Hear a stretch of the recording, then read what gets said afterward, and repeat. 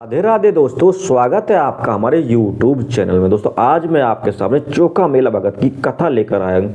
ऐसा माना जाता है कि चोखा मेला भगत थे, उनका जन्म किसी माता के गर्भ से नहीं हुआ था। उनका जन्म जो है विपिर कुल में पैदा एक ब्राह्मण और उसकी पत्नी उसके माता पिता थे।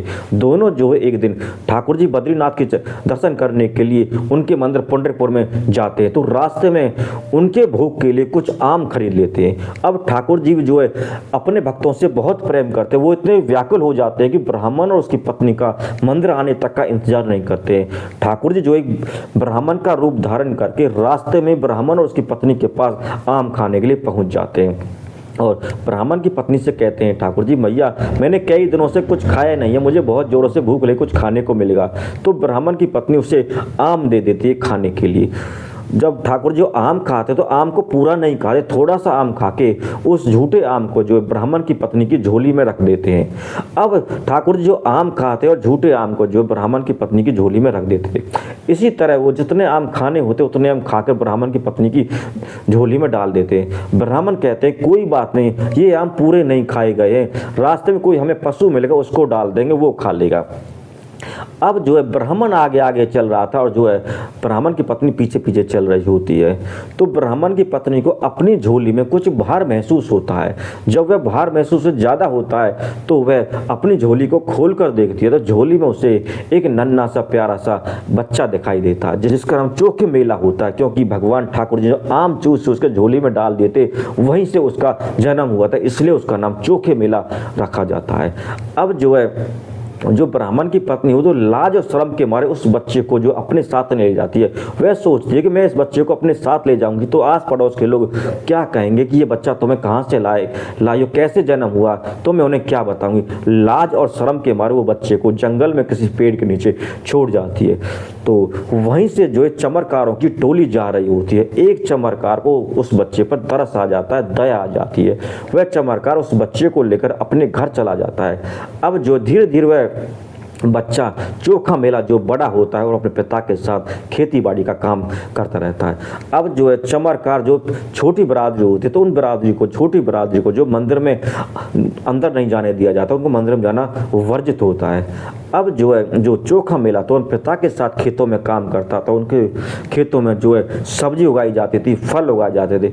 एक दिन जो चोखा मेला के अंदर भक्ति का भाव उमड़ जाता है, वो जो कहते हैं क्यों ना ठाकुर जी को ताज़ा ताज़ा फल खिलाए जाए।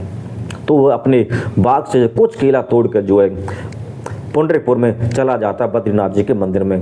तो वह जो है इतना भाव में आ जाता है अपनी भक्ति के, वो किसी को कुछ भी नहीं था, सीधा मंदिर के अंदर घुस जाता है। वहाँ जो मंदिर के जो पुजारी होते हैं, पंडा होते हैं, वो उसे रोक रहे होते, तुम अंदर कहाँ जा रहे, लेकिन वो किसी की नहीं सुनता है, वो मंदिर के अंदर चला जाता है। जैसे ही वो जहाँ ठाकुर जी विराजमान होते हैं उस कक्ष में जाता है तो जो पंडा पुजारी होते हैं उसे वहाँ से बाहर निकालते हैं और मार पीट कर उसका बुरा हाल कर देते हैं।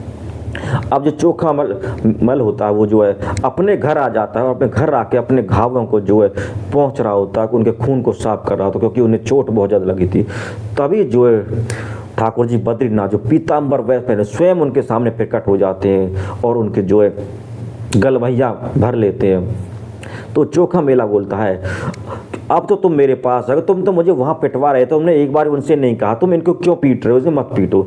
तो ठाकुर जी जो पीताम्बर वस्त्र पहने हुए वो कहते हैं कि देख चोखा, मैं जो है मंदिर में जो मुझे जिस भाव से देखता मैं उसको उसी भाव रहता हूँ। वहाँ वो जो मंदिर के जो पुजारी हैं, जो पंडा हैं, वो मुझे एक पत्थर की मूर्ति की तरह देखते, तो मैं उनके सामने चुप रहता हूँ, ना तो उनका दिया कुछ खाता हूँ ना उनसे कुछ कहता हूँ। इसलिए मैं जब तुम्हें मार रहे थे मैं कुछ नहीं बोला, लेकिन तुम मुझे ठाकुर जी समझते हो, तुम इसलिए तो मेरे लिए खाने के लिए फल लेके आए थे, क्योंकि तुम मुझे पत्थर की मूर्त नहीं समझते, तुम मुझे ठाकुर जी समझते हो। और जब उन्होंने तुम्हें पीटा तो आज मैंने उनकी भोग का जो प्रसाद रखा होता तुम बिल्कुल भी कुछ नहीं खाया, मैं बिल्कुल भूखा हूँ, मैं तेरे हाथ से ये फल खाने आया हूँ। अब तो जो चोखा जो अपने हाथ से केले को नुकाते और ठाकुर जी को देते, बड़े प्यार से दोनों एक दूसरे को केला खिला रहे थे।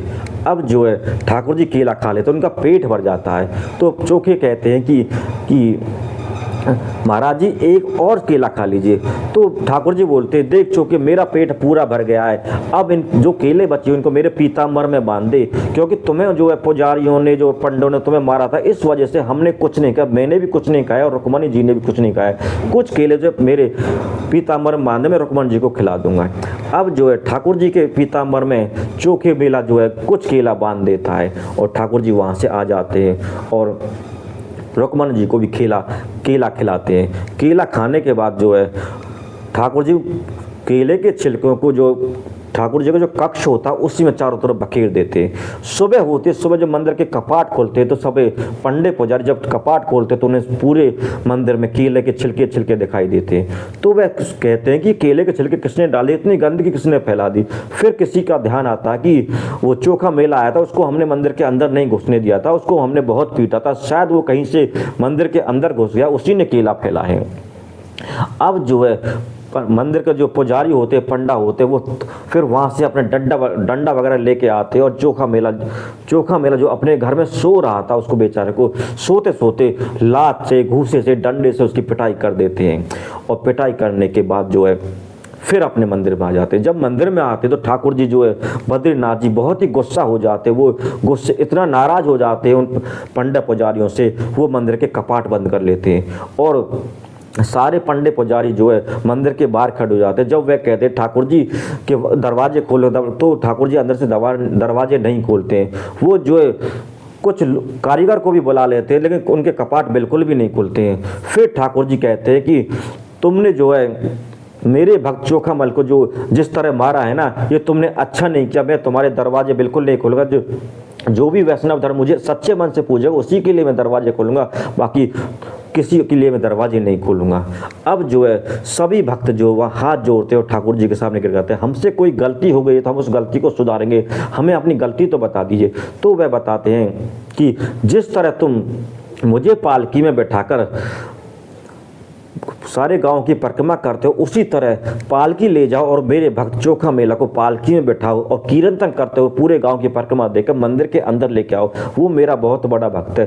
तुम लोग तो मुझे पत्थर की मूर्त समझते हो और मुझे पत्थर की मूर्त समझ मुझे भोग लगाते, लेकिन वो मुझे ठाकुर जी समझता, वो मुझे बहुत प्रिय है। अब तो जो है सभी साधु महात्मा पंडे पुजारी जो है पालकी लेकर चोखे के घर में जाते हैं और चोखे मेला से माफ़ी मांगते हैं और उनसे कहते हैं कि ठाकुर जी ने आपको बुलाया है। वो पालकी में बैठकर उस चोखे मेले को बैठाते हैं और कीर्तन करते हुए पूरे गांव की परिक्रमा करके उससे मंदिर के अंदर ले आते हैं। तो इस तरह ठाकुर जी जो है अपने जो है भक्त में कोई भेदभाव नहीं करते, वो जाति को नहीं मानते, उनके लिए सब प्रिय होते हैं। वो जिसको अपनाना चाहे उसको अपना लेते हैं और जिसको ठुकराना चाहे उसको ठुकरा देते हैं।